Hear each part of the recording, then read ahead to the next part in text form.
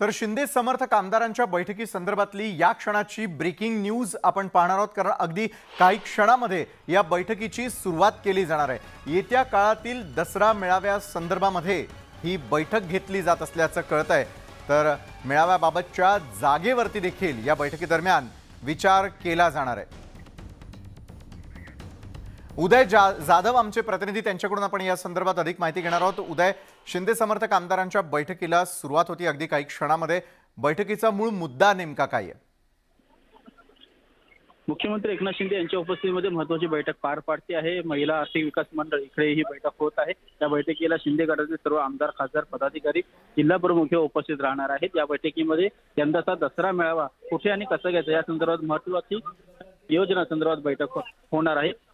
छत्रपती शिवाजी महाराज मैदानामध्ये दसरा मेळावा घेण्यासंदर्भात ठाकरे गटाकडे देखील अर्ज मुंबई महापालिकेकडे करण्यात आलेला आहे। त्यापाठोपाठ शिंदे गटाकडे देखील अर्ज दाखल करण्यात आलेला आहे। तर दोन्ही गटाला अजून कुठलीही परवानगी मुंबई महापालिकेकडून अधिकृत देण्यात आलेली नाहीये। त्यामुळे अन्य पर्यायी जागेचा आहे त्याची देखील चाचपणी सध्या सुरू आहे। त्यामुळे वांद्रे कुर्ला संकुल इथल्या मैदानात देखील शिंदे गटाकडून दसरा मेळावा आयोजित करण्यासंदर्भात प्रयत्नशील असल्याचं सांगण्यात येत आहे। प्रत्यक्षात आज काय निर्णय होतो हे पाहावं लागणार आहे। ही आजची बैठक अत्यंत महत्त्वाची असणार आहे दसरा मेळाव्यासाठी, आणि याच बैठकीमध्ये दसरा मेळाव्याच्या एकूणच सर्व नियोजनावरती अंतिम शिक्कामोर्तब होईल असं सांगण्यात येत आहे। धन्यवाद उदय, आपण दिलेल्या या सविस्तर माहितीसाठी। या बैठकीवरती आपलं लक्ष असू द्या। निर्णय नेमका काय घेतला जातो यावरती देखील न्यूज 18 लोकमतचं लक्ष असेलच।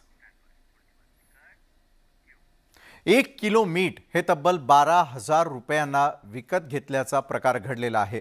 बुलढाण्यामधील मेहकर तालुक्यामध्ये ही संपूर्ण घटना घडलेली आहे, कारण त्या ठिकाणी मिठाला मिळालेला 12,000 रुपयांचा भाव ही यावेळेला चर्चेची बाब ठरताना दिसते।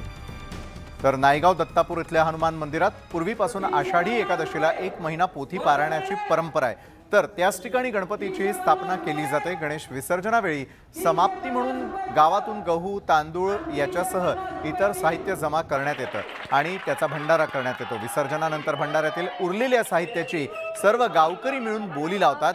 यंदाही उरलेलं साहित्य विकत घेण्यासाठी गावकऱ्यांमध्ये चढाओढ लागलेली होती। या लिलावात एका भाविकानं 1 किलो मीठ तब्बल 12,200 रुपयांना विकत घेतलेला आहे। या बोलीतून आलेल्या रकमेचा वापर इथल्या मंदिराच्या जीर्णोद्धारासाठी करण्यात येतो।